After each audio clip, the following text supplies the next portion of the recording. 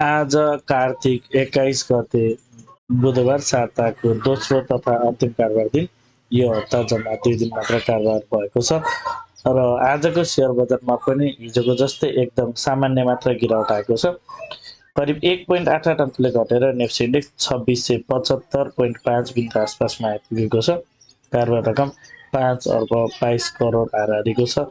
आजको सेयर बजारको अवस्था के कस्तो रहेको छ, विभिन्न टेक्निकल टुल्सहरूको अवस्था के कस्तो रहेको छ, टेक्निकल्ली नेप्सेको मुभमेन्ट के कस्तो रहेको छ समीक्षा गर्नको लागि सधैँ चाहिँ आज पनि नेप्से एनालाइसिस लिएर म उपस्थित भइसकेको छु।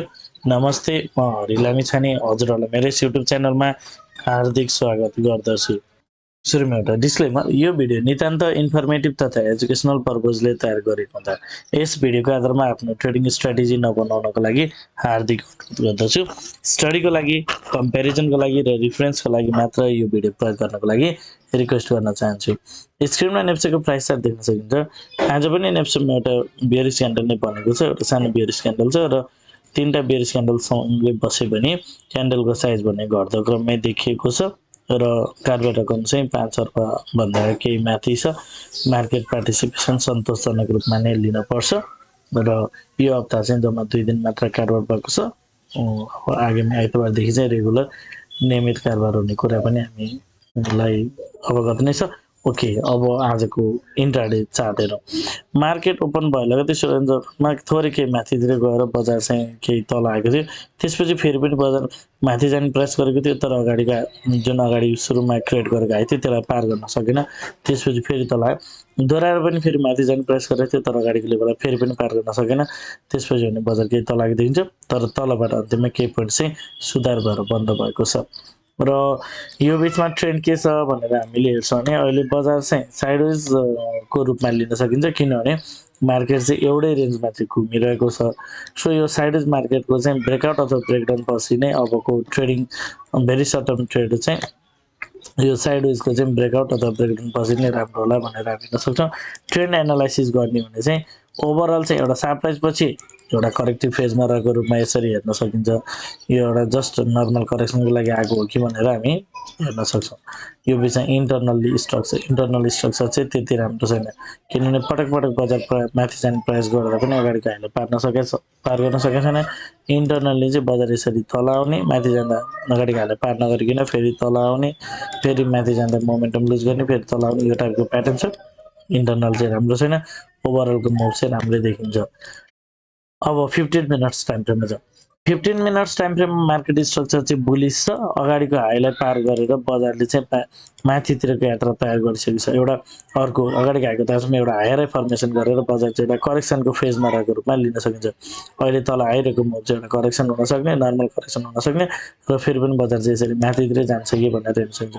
अब यो करेक्सन हिँडेर लास्ट भयो, यहाँबाट पनि बजार माथि जान सक्छ, अथवा विशेष गरी यो अलिकति तल्लो लेभलमा 2650 वा त्योभन्दा तलको लेभलसम्म आएर माथि जान सक्ने कुराहरू हामी हेर्न सक्छौँ। अहिले बजार चाहिँ कस्तो अवस्थामा छ भन्दा एउटा हायर फर्मेसन गरेर अगाडिको हाईको चाहिँ एउटा सार्प राइज पछि चाहिँ एउटा करेक्सनको फेजमा रहेको कुरा क्लियरली देख्न सकिन्छ। र हामी यदि आवरली टाइम फ्रेममा जान्छौँ, आवरली टाइम फ्रेममा पनि मार्केट स्ट्रक्चर चाहिँ बुलिस छ। अगाडिको लेभल हाईलाई पार गरेर बजार चाहिँ माथितिर गइसकेको हुनाले यो अहिले बजार जति पनि आइरहेको छ एउटा करेक्सन अथवा एउटा एकुमुलेसनको लागि मात्र हुन सक्ने र फेरि पनि बजार चाहिँ माथितिर जान्छ कि भन्ने हिसाबले प्राइमेरी एनालाइसिस चाहिँ हामी यसरी हेर्न सक्छौँ कि बजार यसरी माथिबाट तल आयो, माथि गयो, यो हाईलाई पार गर्यो, यो अहिले तल आइरहेको मुभ चाहिँ एउटा करेक्सन हुन सक्ने र बजार त्यसरी माथितिर जान्छ भने चाहिँ प्राइमेरी एनालाइसिस यस्तो रहन्छ। यो बिचमा इन्टरनल स्ट्रक्चर कस्तो छ भन्ने सन्दर्भमा बजार चाहिँ माथिबाट एउटा चाहिँ करेक्सन पछि यसरी माथि जाने प्रयास गर्दा एउटा इम्पल्सिभ एउटा राइज गरेको थियो, त्यसपछि तल आउने कुरामा तेज घटेको पनि छैन र तल्लो लेभलमा चाहिँ साइडवेज खेलिरहेको छ। सो अब बजारले चाहिँ कुनै एउटा डिरेक्सनमा एउटा ब्रेकआउट गरिसकेपछि अगाडि बढ्न राम्रो होला। अहिले चाहिँ एउटा नर्मल करेक्सनमा गइरहेको छ र करेक्सन पश्चात चाहिँ फेरि पनि बजार चाहिँ यसरी माथितिर जान्छ कि भनेर एक्सपेक्ट गर्न सकिन्छ। र अहिले आवरली टाइम फ्रेममा चाहिँ धेरै क्यान्डल्सहरू चाहिँ ओभरल्यापिङ भइरहेको देखिन्छ। अन्तिम क्यान्डल हेर्दा पनि एकदम पोजिटिभ नै छ।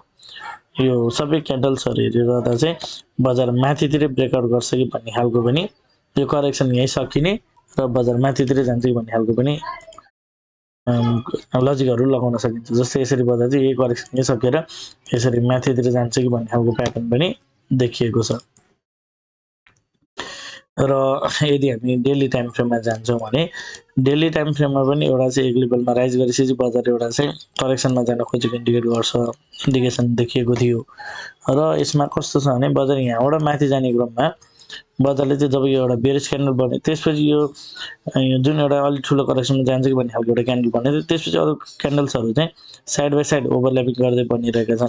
यसले चाहिँ यो क्यान्डललाई पर्फेक्टली भ्यालिड पनि बनाएको छैन र मार्केट अलिकति ठुलो करेक्सनमा जान्छ भन्ने खालको क्यान्डलिस्टिक कम्बिनेसन पनि देखिँदैन। सो यो बजार तलतिर जान्छ भने पनि त्यो नर्मल्ली बजार केही तल आएर फेरि माथितिर जान्छ भन्ने यो तल आउन नर्मल लिन सकिन्छ। यदि यहीँबाट माथि जान्छ भने पनि त्यो एकदम फाइन देखिन्छ।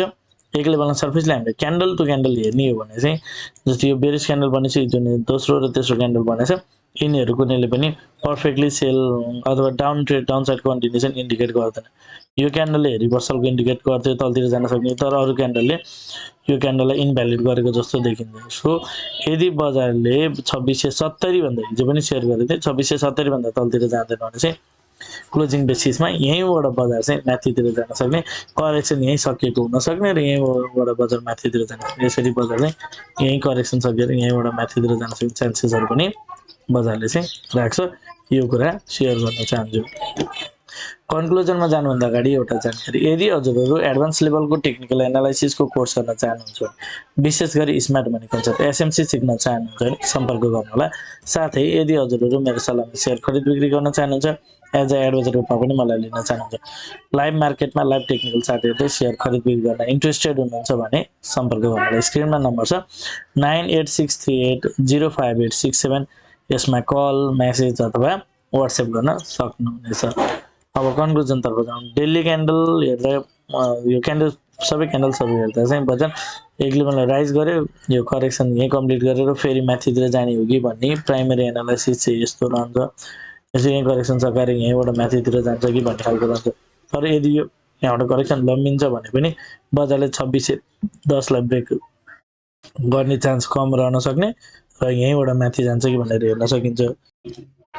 त्यस्तै आवली टाइम फ्रेममा पनि अन्तिममा बनेको क्यान्डल त धेरै राम्रो बनेको छ र प्राय क्यान्डल्सहरू चाहिँ तलबाट चाहिँ प्राइस रिजेक्सन भएको खालको देखिएको छ। सो ओभरअलमा यो आवली टाइम फ्रेमको क्यान्डलिस्टिक कम्बिनेसन राम्रै देखिएको छ र डेली जस्तै आवली टाइम फ्रेममा पनि एक लेभलमा बढिसकेपछि एउटा करेक्सनको फेजमा रहेको र यो माथितिर जान्छ भनेर चाहिन्छ। सो 2670 तल जाँदैन भने माथितिरको चान्स रहन्छ भनेर इन्टरप्रेट गर्न सकिन्छ। र 5 र 15 मिनट टाइम फ्रेममा हेरिन त इन्टरनली चाहिँ बजार के करेक्सनको फेजमा छ, तर यो बिचमा अर्को प्याटर्न चाहिँ यसरी बजारले एउटा आएको छ नआएको भनेको हुनाले यो एउटा आइरहेको नर्मल करेक्सन नसक्ने र ओभरअल बजार फेरि माथि नै जान्छ कि भनेर हेर्न सकिन्छ। सो सबै एङ्गलबाट हेर्दा बजार चाहिँ केही पोजिटिभ देखिएको छ। यसमा एउटा कन्डिसन राख्न सकिन्छ 2670 भन्दा बजार तलतिर गयो भने बजार केही अलिकति थोरै 2640 वा त्योभन्दा तलतिर जान सक्ने चान्स राख्छ। किनभने इन्टरनल्ली अहिले बजारले चाहिँ म के गरेको छ भन्दा भित्र जुन इन्टरनल एउटा राइज पछिको जुन माथि टपबाट खसिरहेको छ यो चाहिँ एउटा च्यानल क्रिएट गर्दै एउटा डाउन साइडको च्यानल क्रिएट गर्दै यसरी खसिरहेको जस्तो देखिन्छ। सो ओभरअलमा चाहिँ 2670 तल गएन भने यो करेक्सन यसकेर माथि जान्छ भनेर आधार मान्न मिल्यो। 2670 भन्दा तल गयो भने चाहिँ यो 2650 को एराउन्डतिर अथवा 2650 वा त्योभन्दा तलतिर आउन सक्ने चान्स राख्छ कि भनेर इन्टरप्रेट गर्न सकिन्छ। अब साताको अन्तिम कारबार दिन अब यो हप्तासम्म 2 दिन मात्रै कारबार भयो। यदि विकली क्यान्डल हेर्छ भने यो विकली क्यान्डल एउटा सानो एउटा बेरिस क्यान्डल बनेछ र यसले चाहिँ अब यो इन्साइड बार पनि छ अगाडिको क्यान्डलभित्र बनेको छ। खास यसले त्यति अर्थ चाहिँ नराख्न सक्छ। ओके, हजुरहरूलाई एनालाइसिस के कस्तो लागिरहेछ कमेन्टमा जानकारी गराइदिनु होला भन्दै आजको भिडियो इन्ड गर्न चाहन्छु। हवस् त, धन्यवाद, नमस्ते।